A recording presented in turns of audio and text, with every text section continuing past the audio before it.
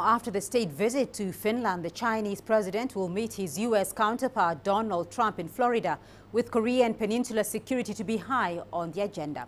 Our correspondent Jessica Stone has more from Washington, D.C. Last week, I asked the president's spokesperson what was on the agenda for the upcoming visit. He mentioned three areas: the South China Sea, trade, and the DPRK. But the problem of the DPRK's nuclear program is now the key strategic issue the White House wants to address with President Xi Jinping. Sunday, the Trump White House started increasing pressure on Beijing to help out. President Trump says if it doesn't, Washington is prepared to go it alone. Trump told the Financial Times, quote, "China has great influence over North Korea, and China will either decide to help us with North Korea or they won't. If they do, that will be very good for China.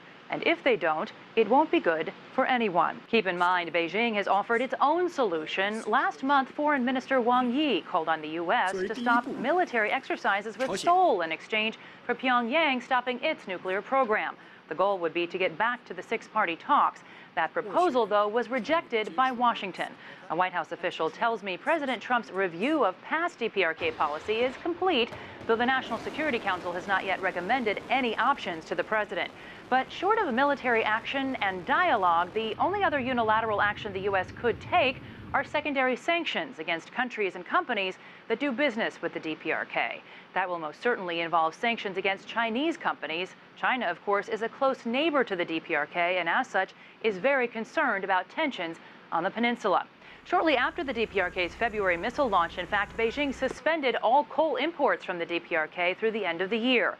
Beijing also considers the denuclearization of the peninsula a top priority, but prefers to get there through an urgent return to the six-party talks. Meanwhile, Beijing wants the U.S. to also remove its anti-ballistic missile system that was recently installed in the Republic of Korea as a key gesture of faith.